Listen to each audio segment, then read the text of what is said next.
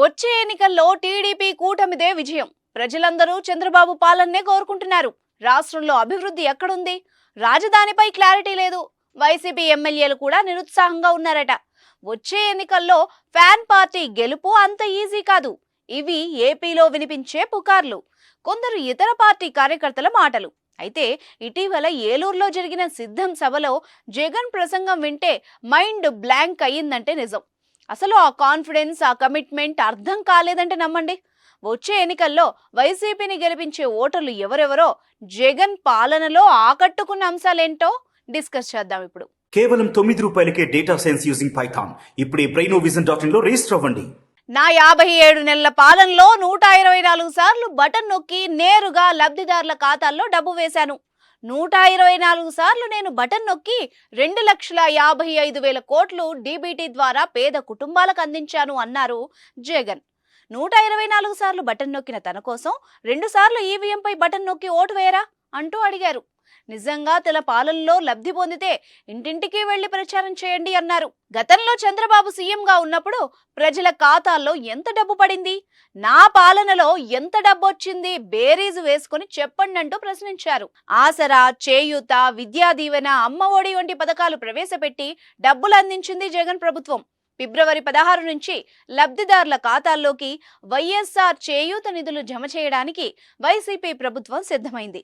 ఫిబ్రవరి 16 నుంచి 10 రోజుల పాటు లబ్ధిదారుల ఖాతాల్లోకి ఈ పథకం కింద వచ్చే మొత్తం జమ చేయబోతున్నట్టు ప్రకటించింది. ఇక ఈ పథకం కింద ఎస్సీ, ఎస్టీ, మైనారిటీ, ఓబీసీ వర్గాలకు చెందిన 45 నుంచి 60 ఏళ్లలోపు మహిళలకు ఏడాదికి ₹18,750 చొప్పున ఆర్థిక సాయం అందజేస్తారు. ఆదాయ పన్ను పరిధిలోకి రాని 3 ఎకరాల మాగాణి లేదా 10 ఎకరాల మెట్ట భూమికి మించని వారు ఈ పథకానికి అర్హులే. గత 3 ఏళ్ల కాలంలో ఈ పథకం కింద లబ్ధిదారులకు 666 కోట్ల ప్రయోజనం లభించింది. 2023-24 ఆర్థిక సంవత్సరానికి సంబంధించి 1,50,000 మందికి 250 కోట్ల వరకు ఆర్థిక ప్రయోజనం లభించనుంది. ఈ రకంగా మహిళలకు పెద్ద ఎత్తున పలు పథకాల ద్వారా నగదు పంపిణీ జరిగిందని జగన్ చెప్పారు. తన పాలనలో 31 లక్షల ఇళ్ల పట్టాలు పంపిణీ చేసినట్టు సీఎం జగన్ తెలిపారు. తాను దేవుణ్ణి, ప్రజల్ని మాత్రమే నమ్ముతున్నట్టు చెప్పారు. నిజంగా తాను మంచి చేసి ఉంటే ప్రజలే గెలిపిస్తారన్నారు. నా పాలనలో ఎక్కడా తగ్గలేదు కనుక వచ్చే ఎన్నికల్లో సీట్లు కూడా తగ్గవు అంటూ ఉత్సాహంగా పలికారు జగన్. అదేవిధంగా ప్రతిపక్ష నేతలైన చంద్రబాబు, పవన్లు నాన్ రెసిడెన్సీ ఏపీ అంటూ ఎద్దేవా చేశారు. వైసీపీని ఓడించడానికి టీడీపీ, జనసేనలు పొత్తు పెట్టుకుంటున్నాయని, తనకు ప్రజలే రక్షణ కవచాలు అన్నారు జగన్. తాను అమలు చేస్తున్న పథకాలు కొనసాగాలంటే తిరిగి వైసీపీ అధికారంలోకి రావాలని, లేకపోతే ఈ పథకాల్ని ఏ పార్టీ అమలు చేయదన్నారు. పథకాల కోసమైనా తన్ను గెలిపించాలని కోరారు జగన్.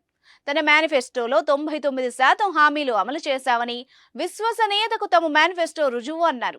అయితే మద్యపాన నిషేధాన్ని ఎందుకు అమలు చేయలేదని ప్రతిపక్షాలు జగన్ ప్రశ్నిస్తున్నాయి. సొంత బ్రాండ్ల మద్యం అమ్మకాల ద్వారా డబ్బులు దండుకున్నారని విమర్శిస్తున్నాయి. అయితే మద్యపాన నిషేధం అమలు చేయలేదు గనక 99% హామీలు అమలు చేశామని జగన్ చెప్పారా అనే సందేహం కూడా వస్తోంది. ఏది ఏమైనా వైసీపీ పథకాల ద్వారా మహిళలు పెద్ద సంఖ్యలో లబ్ధి పొందారు.